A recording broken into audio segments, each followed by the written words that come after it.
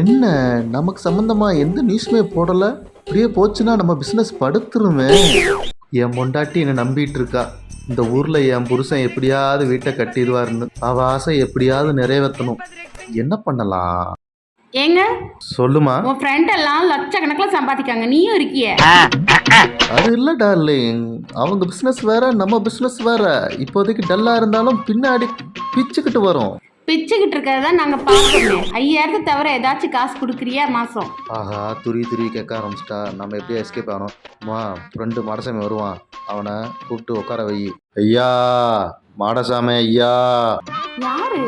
ஐயோ, சாப்பாடு வேற இல்லையே, காலையே போச்சு, இப்போ வந்திருக்கீங்களே. அம்மா, சோறு கேட்க வரலாமா?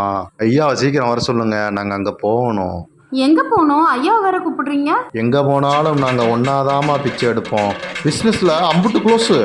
அம்மா அம்மா அம்மா, அடிக்காத அடிக்காத அடிக்காத.